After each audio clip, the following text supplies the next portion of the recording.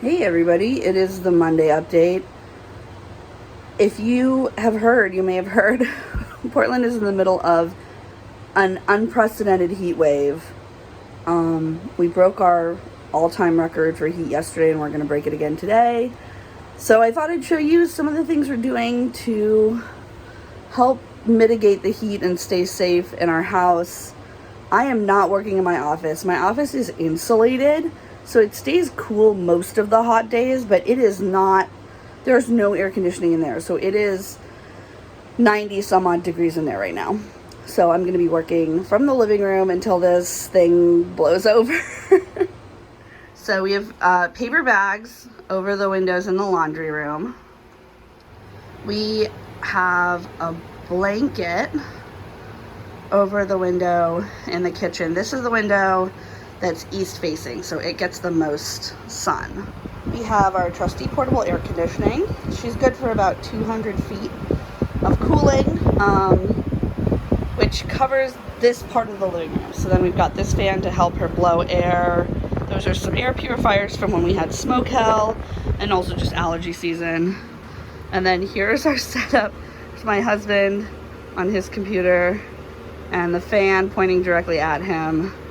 And then I'll either sit there when I start my work day, or I'll sit here and use this crate as a table.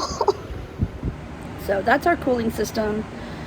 It's mostly the one little portable AC and then fans and evaporative cooling. We are being extra careful because we have dogs, and dogs can experience heat stroke at as low of a temperature as like 70 degrees. So it's important for us to like keep the dogs inside, keep them with us here in the air conditioned portion of the house, which is easy because they want to be with us, so they just hang out here with us. I've been checking, especially yesterday. Today it's not hot enough. It's about 83 in here, and I think it's 100 and something outside, like 103 or 4. So we're doing good. We're keeping the temperature a good like 20 degrees below the outside temperature in our house. But mostly I'm checking the dogs for heat stroke later on in the day and trying to like encourage them to drink water. But signs of heat stroke in dogs are excessive panting, drooling, disorientation, and their gums will be bright red. Some dogs have black gums. I don't know what color black gums turn, but I have a feeling they'll have like a red tinge to them because the blood is coming to their mouth to try and cool them off. But yeah, it's really important to keep dogs cool, especially. So that's what we're doing. If they do start panting, I froze these like ice pucks. So I'm probably gonna put some ice pucks like next to them or in their beds and see if they're cool, like they let me do that. But my main concern is just the heat and handling it and keeping the dogs okay. We had a friend come over yesterday because he doesn't have air conditioning. And even though there were 3 grown adults and 2 dogs in this room, it still stayed doable. So I feel okay. I feel safe with our setup. I want everybody in Portland to realize that the heat is no joke. I know we all are an environmentally conscious city and we care a lot about our electricity output and our emissions. Now is not the time to care about that. We need to take care of ourselves, get ourselves through this heat wave, and then do what we can to vote and do activism around climate change.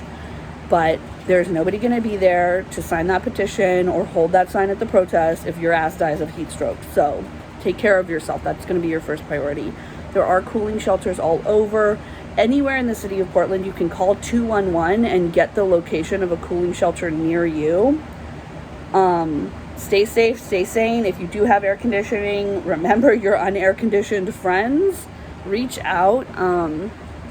If you can, take them and their pets. Because pets really experience this heat badly as well. They can't sweat like we do.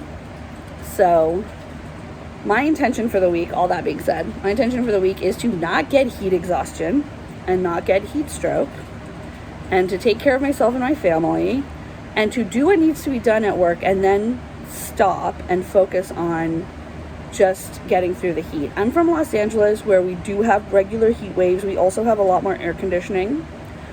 And the truth of the thing is that even if you have air conditioning, even if you are in a comfortable temperature, there's just something about it being that hot outside that just saps your energy.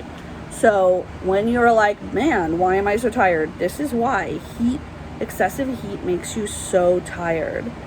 So I'm going to respect my body and take care of it and try to recognize that I'm just not going to be doing as much in the heat as I normally do. And that is okay.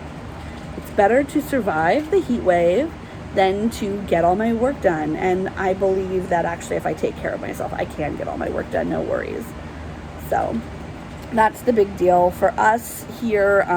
My hair looks like this because I just keep getting in the shower and like just not drying off and using the evaporative cooling as a dryer. So what's your intention for the week? I hope it is to take care of yourself. Put it down below. I'll see you Thursday when it's only gonna be 90.